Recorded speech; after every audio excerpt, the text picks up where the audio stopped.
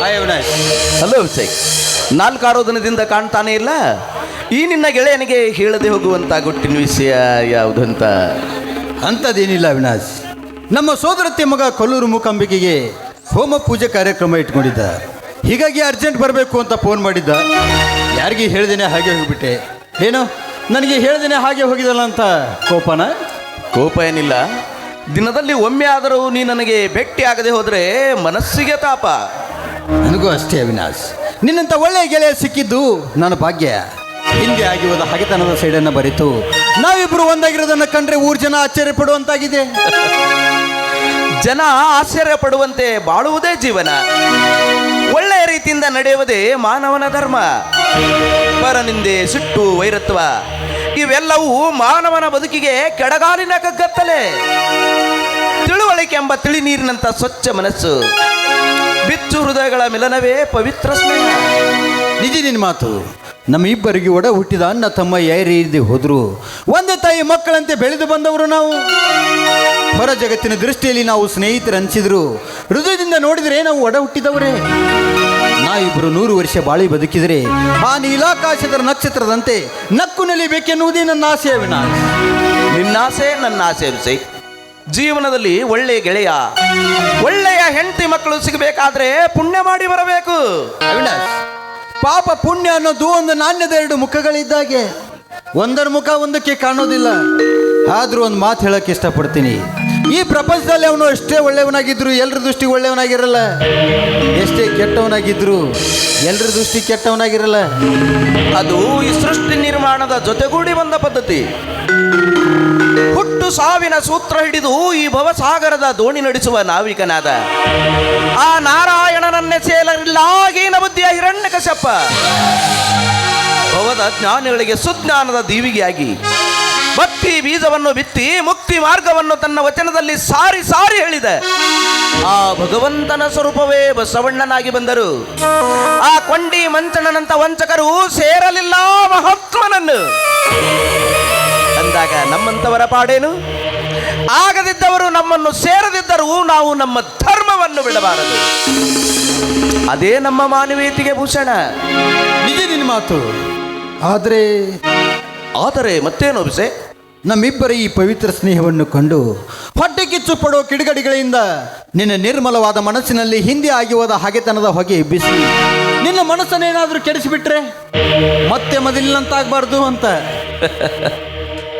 ನಮ್ಮಿಬ್ಬರ ಹೃದಯಗಳು ಪವಿತ್ರವಾಗಿರುವಾಗ ಇಲ್ಲದ ವಿಚಾರಗಳೇಕೆ ತಲೆಯಲ್ಲಿ? ನೋಡಂಸೆ, ನಂಬಿದವರಿಗೆ ದ್ರೋಹ ಮಾಡುವ ಹೀನ ಬುದ್ಧಿ ನಿನ್ನಲ್ಲಿಯೂ ಇಲ್ಲ, ನನ್ನಲ್ಲಿಯೂ ಇಲ್ಲ ಅಂದಾಗ ಅಂತ ವಿಚಾರಗಳೇ ಬೇಡ. ನೋಡು, ನೀನು ವಿಷ ಕೊಟ್ಟರು ನಾನು ಕುಡಿತೀನಿ. ಅವಿನಾಶ್, ಹೌದು, ನಿನ್ನ ಈ ಪ್ರೀತಿಗೆ ನಾನು ಸದಾಕಾಲ ಚಿರಋಣಿ. ಹೀಗೆ ಸಾಗಲಿ ನಮ್ಮಿಬ್ಬರ ಸ್ನೇಹದ ದೋಣಿ. ಅಭಿಷೇಕ್, ನಾವಿಬ್ರು ಸೇರಿದ್ರೆ ಸಮಯ ಹೋದಂತೆ ಗೊತ್ತಾಗೋದಿಲ್ಲ. ನೋಡು, ಹೌದು ನೋಡು, ನಾನು ಸ್ವಲ್ಪ ಬ್ಯಾಂಕಿನ ಕಡೆ ಹೋಗಿ ಬರ್ತೀನಿ. ಬ್ಯಾಂಕಿನ ಕಡೆಗೆ? ಹೌದು. ಅವಿನಾಶ್, ಒಂದು ಮಾತು.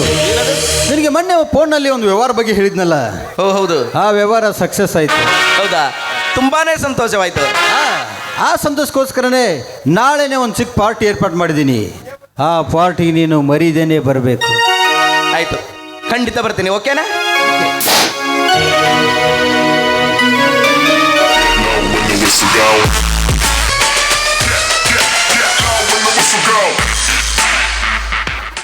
ಹೋಗು ಹೋಗು ಹುಚ್ಚು ಸೊಳೆ ಮಗನೇ, ಈ ಅಭಿಷೇಕ ಗೌಡನ ಸೀಡಿನ ಕಿಚ್ಚು ನಿನ್ನ ವಂಶ ವೃಕ್ಷವನ್ನೇ ಸುಟ್ಟು ನೀ ಕಣ್ಣಿನ ಕನಸಿನ ಗೋಪುರವನ್ನು ನುಚ್ಚು ನೂರು ಮಾಡಲೆಂದು ಹೊಂಚು ಹಾಕಿದ ಇವಳಿ ರಾಯರ್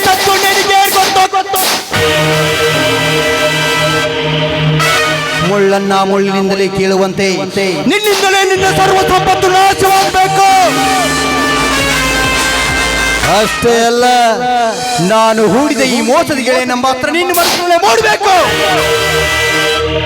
ಹೇ ಮರಿ, ಲಕ್ಷಾಧೀಶ್ವರನಾಗಿದ್ದ ನೀನು ಭಿಕ್ಷೆಯ ಪಾತ್ರೆ ಹಿಡಿದು ಬೀದಿಗೆ ಬರಬೇಕು.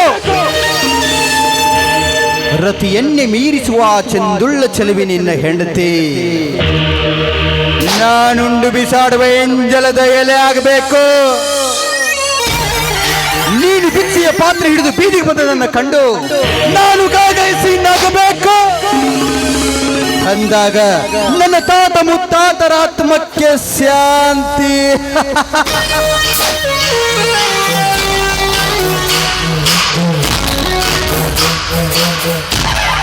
ನಾ ಮಾತಾಡುದು ಸ್ವಲ್ಪ ಬಿರುಸನಿಸ್ತೈತಿ, ಆದ್ರ ಅದ್ ಯಾವತ್ತಿದ್ರು ಕರೆನೇ ಇರ್ತೈತಿ. ಇರಕ್ಕ ಬೇಕ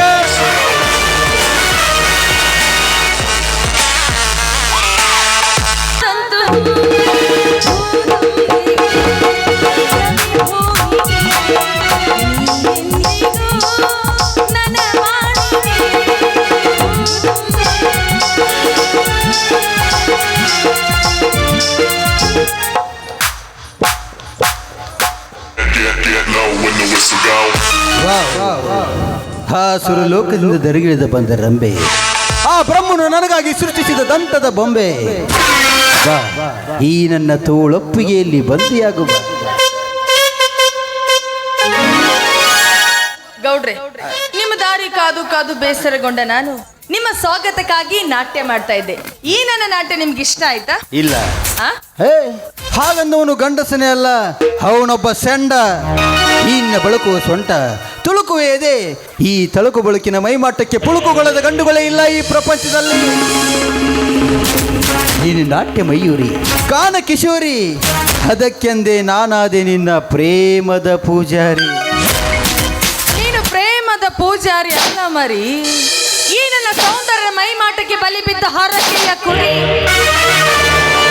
ಗೌಡ್ರೆ, ನಾನಂದ್ರೆ ನಿಮಗೆ ಅಷ್ಟೊಂದು ಇಷ್ಟನಾ?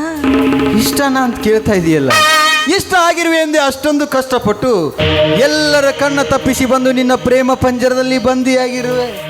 ಬಂದಿಯಾಗಲೇಬೇಕು ಮರಿ. ಬಂದಿ ಆಗದಿದ್ರೆ ಸಂಧಿಗೊಂದಿಲಿ ಹಂದಿ ಹಾಗೆ ಬಿದ್ದು ಹೊರಳಾಡುವುದು ತಪ್ಪಿ ಹೋಗಬೇಕಾಗಿದೆ.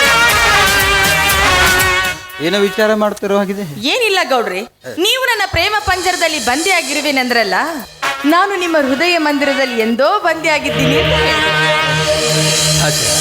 ಈ ನಿನ್ನ ಪ್ರೇಮವೇ ನನ್ನ ಮೋಹದ ಹಿಂಗಿಸುವ ಸಾಗರ.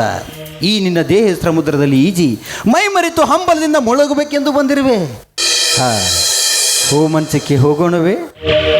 ಇವನು ಬರೀ ಒಣ ಮಾತಿನಿಂದ ತೌಡು ಕೊಟ್ಟು ಜಂಬದ ಗೌಡ ಅಂತ ಕಾಣಿಸುತ್ತೆ. ಮುದ್ದಾದ ಮಾತಿನಿಂದ ಈ ಹಣ್ಣನ್ನ ಕದ್ದು ಹರಿದು ತಿಂದು ಹಾಕಬೇಕೆನ್ನೋ ರಣ ಹದ್ದು ಇದು.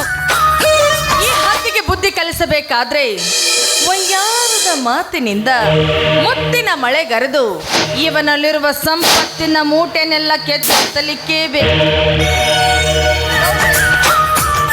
ಹೂಮಂಚ ಏರೋ ಮುನ್ನ ಮೈ ಮನಸ್ಸು ರೋಮಾಂಚನಗೊಳಿಸಿ ನಿಮ್ಮಲ್ಲಿ ಮಿಂಚಿನ ಸಂಚಲನ ಮೂಡಿಸುವೆ. ಓಕೆನಾ? ಓಕೆ.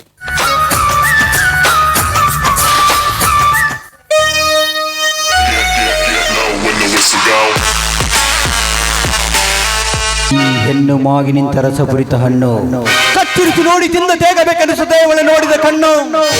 ಇದೊಂದು ಕಣ್ಮನ ಸೆಳೆಯುವ ಸುಂದರ ತೋಟ. ಈ ತೋಟವನ್ನು ಸ್ವಂತದನ್ನಾಗಿ ಮಾಡಿಟ್ಕೊಳ್ಬೇಕು ಅಂದ್ರೆ ಸಾಧ್ಯವಾಗದ ಮಾತು. ಯಾಕಂದ್ರೆ ಹೇಳಿ ಕೇಳಿ ಇವಳೊಬ್ಳು ಸೂಳೆ. ಕಂಡ ಗಂಡಸರು ಉಂಡು ಬಿಸಾಡುವ ಎಂಜಲದ ಎಲೆ. ಇವಳೇನೇ ಇದ್ರು ನನ್ನಂತ ವಿಕೃತ ಕಾಮಿಗಳಿಗೆ ಮಾತ್ರ ಸೀಮಿತ. ಪ್ರೀತಿ ಪ್ರೇಮ ಅನ್ನೋದೆಲ್ಲ ಇಲ್ಲಿ ಬರೀ ಪುಸ್ತಕದ ಬದನೆಕಾಯಿ.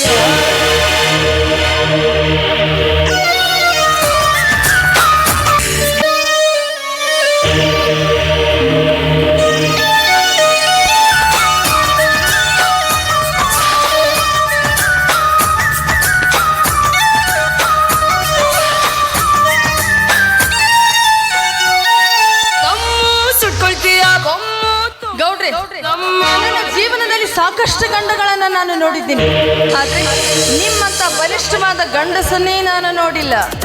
ನೀವು ರತಿ ವಿಲಾಸದಲ್ಲಿ ಮನ್ಮತ, ಕಾಮ ಕ್ರೀಡೆಯಲ್ಲಿ ಕುದುರೆ ರೀ. ಹೌದು ಹೌದು, ಕಾಂಚನ ಬಿಚ್ಚುವವರೆಗೂ ನಿನ್ನ ದೃಷ್ಟಿಗೆ ಕತ್ತೇನು ಮದವೇದಿರ್ಕುದು. ಏನು ಅಂದಾಗಾಯ್ತು? ಏನಿಲ್ಲ, ನೀ ನನ್ನ ಪಾಲಿನ ಸ್ವರ್ಗ ಅಂದೆ ಅಷ್ಟೇ. ಆಮೇಲೆ ಗೊತ್ತಾಗತ್ತೆ ನಿನಗೆ ನರಕ. ಮತ್ತೆ ಮತ್ತೆ ಅಯ್ಯೋ ಮತ್ತೆ ಮತ್ತೆ ಅಂದು ಹೊತ್ತುಗಳದು ಕಾಮದ ಪಿತ್ತಿಗೆ ತಣ್ಣೀರಿಸಿ ತನಗೆ ಮಾಡಬೇಡ್ವೆ. ನನಗೆ ಅರ್ಜೆಂಟ್ ಸ್ವರ್ಗ ನೋಡ್ಬೇಕು. ಗೌಡ್ರೆ, ನಿಮಗೆ ಸ್ವರ್ಗ ತೋರ್ಸಕ್ಕೆಂದೇ ನಾನಿಲ್ವೇ? ಹಾಗಲ್ಲ ಗೌಡ್ರೆ, ಮತ್ತೆ? ನೀವು ನನಗೆ 10 ತೊಲಿ ಚಿನ್ನದ ಚೈನ್ ಮಾಡಿಸ್ಕೊಂಡು ಬರ್ತೀನಿ ಅಂತ ಹೇಳಿದ್ರಲ್ಲ, ತಂದಿದ್ದೀರಾ? ಅದು ಆರ್ಡರ್ ಕೊಟ್ಟಿದ್ದೀನಿ, ನಿನ್ನೆ 2 ದಿನದಲ್ಲಿ ಬಂದ್ಬಿಡುತ್ತೆ. ನೀವು ಆರ್ಡರ್ ಕೊಟ್ಟಿದ್ದೀರಾ, ಬಂದಿಲ್ಲ. 2 ದಿನದಲ್ಲಿ ಬರುತ್ತೆ. ಕಂಡವರ ಆಸ್ತಿಗೆ ಕಣ್ಣು ಹಾಕಿ ಕತ್ತರಿಸುವ ಈ ಅಭಿಷೇಕ್ ಗೌಡನಿಗೆ ಇವಳು ಹರಿತವಾದ ಕತ್ತರಿ ಹಿಡಿದು ಬೆನ್ನು ಹತ್ತಿರ ಆಗಿದೆ. ನಾನು ಸ್ವಲ್ಪ ಯಾಮಾರಿ ಇವಳು ಕೈಗೆ ತಲೆ ಕೊಟ್ಬಿಟ್ರೆ ಇವಳು ಹಸಿನಾಗಿ ಬೋಳಿಸೋದ್ರಲ್ಲಿ ಯಾವ ಸಂದೇಹನೂ ಇಲ್ಲ. ಯಾಕಂದ್ರೆ ಇವಳು ಹೇಳಿದ್ದು ನನಗೆ ಕೊಡೋಕ್ಕೂ ಆಗಲ್ಲ, ಇವಳನ್ನು ಬಿಡೋಕ್ಕೂ ಆಗಲ್ಲ. ಸ್ವಲ್ಪ ತಲೆ ಖರ್ಚು ಮಾಡಿ ಇವಳನ್ನು ಪುಗುಸಟ್ಟಿಯಾಗಿ ತೆಗೀಬೇಕು. ಏನೋ ಅಂದಾಗಾಯ್ತು. ಏನಿಲ್ಲ. ಅಲ್ಲ ಗೌಡ್ರೆ, ನಾನು ಚಿನ್ನದ ಸರ ಕೇಳಿದೆ ಅಂತ ನಿಮ್ಮ ಮನಸ್ಸಿಗೆ ಏನಾದ್ರೂ ಬೇಜಾರಾಯ್ತಾ? ಈ ನನ್ನ ರಾಣಿ ಕೇವಲ ಚಿನ್ನ ಕೇಳಿದಕ್ಕೆ ಬೇಜಾರು ಮಾಡ್ಕೋತೀನ? ಹಾಗೇನಿಲ್ಲ, ನಿನ್ನ ಬಂಗಾರದ ಅರಮನೆಯಲ್ಲಿ ಕೂಡಿಸ್ಬೇಕು ಅಂತ ವಿಚಾರ ಮಾಡ್ತಾ ಇದ್ದೆ. ಬಂಗಾರದ ಅರಮನೆಲ್ಲ? ನೋಡು ಆಚ, ನಿನಗೊಂದು ಗಂಡು ಮೀನಾನ ಹಿಡಿದು ತಂದು ಕೊಡ್ತೀನಿ. ಅದನ್ನ ಮೋಸದಿಂದ ತಿಂದು ತೀಗುವುದು ನಿನ್ನಿಂದ ಸಾಧ್ಯನಾ? ಗಂಡು ಮೀನ ಅರ್ಥ ಆಗ್ಲಿಲ್ಲ. ಅರ್ಥ ಆಗುವಂತೆ ಹೇಳ್ತೀನಿ ಕೇಳು. ಅವನ ಹೆಸರು ಅವಿನಾಶ್ ಅಂತ. ಮನೆಗೆ ಒಬ್ಬನೇ ಮಗ, ಹಣದಲ್ಲಿ ನನಗಿಂತ ಕೋಟ್ಯಾಧೀಶ್ವರ. ಅದೇ ಗಂಡು ಮೀನು. ಅದನ್ನ ಮೋಸದಿಂದ ತಿಂದು ತೇಗುವುದು ನಿನ್ನಿಂದ ಸಾಧ್ಯನಾ ಅಂದೆ. ಸಾಧ್ಯನಾ ಅಂತ ಕೇಳ್ತಿರಲ್ಲ ಗೌಡ್ರಿ, ಈ ಆಷಾಢ ಇಷ್ಟ್ರಿಯಲ್ಲಿ ಅಸಾಧ್ಯ ಅನ್ನೋ ಮಾತೇ ಇಲ್ಲ. ಆದ್ರೂ ಕಷ್ಟ. ಯಾಕೆ? ಅವನು ನಡತೆಯಲ್ಲಿ ಆಧುನಿಕ ರಾಮ. ರಾಮ, ಆ ರಾಮನ ದೃಷ್ಟಿ ಅಪ್ಸರೆ ಮೇಲೆ ಒಂದು ಸಲ ಬಿದ್ರೆ ಸಾಕು.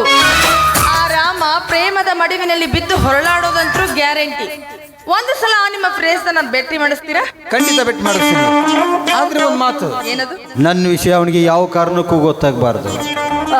ಮತ್ತೆ ಇನ್ನೊಂದು ವಿಷಯ, ಏನು? ಆ ಭೇಟಿ ನೀನು ಬಲೆಗೆ ಬಿದ್ದ ಮೇಲೆ ಈ ಅಭಿಷೇಕ್ ಗೌಡನ ಮರಿಲತ್ತಾನೆ. ಹಾಗೇನಾದ್ರುಂಟೆ? ಆ ಭೇಟಿ ನನ್ನ ಕೈಯಲ್ಲಿ ಸಿಕ್ಕ ಮೇಲೆ ಈ ಪ್ರೇಮದ ಮೂಟೆ ನಿಮಗೆ ಫ್ರೀಯಾಗಿ ಆಫರ್ ಸಿಗುತ್ತೆ.